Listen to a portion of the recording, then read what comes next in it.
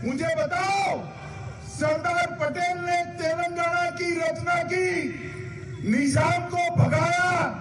तेलंगाना स्वतंत्रता दिन मनाना चाहिए या नहीं मनाना चाहिए?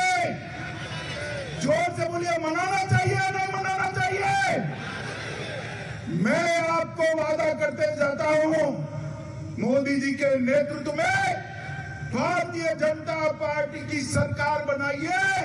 हैदराबाद में परेड ग्राउंड में पूरी दुनिया देखे ऐसा तेलंगाना स्वतंत्रता दिन हम मनाएंगे। हम नहीं डरते हैं मजलिस से। मजलिस आपके लिए मजबूरी है, भारतीय जनता पार्टी के लिए नहीं।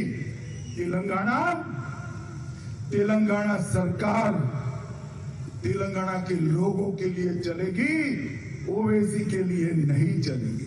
मित्रों, 2 बेडरूम हॉल किचन की स्कीम में भी माइनॉरिटी का रिजर्वेशन किया, संविधान विरोधी मुस्लिम रिजर्वेशन शिक्षा में किया और कई सारी बातें की।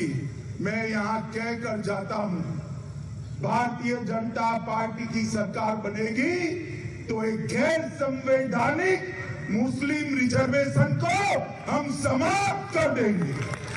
ये अधिकार तेलंगाना के एससी, एसटी और ओबीसी का है, वो अधिकार उनको मिलेगा और मुस्लिम रिजर्वेशन को हम समाप्त कर देंगे। मित्रों, बीआरएस का चुनाव चिन्ह क्या है भाई, बताओ तो जरा, क्या है? कार है, कार। ये कार का स्टीयरिंग किसके पास है? किसके पास है?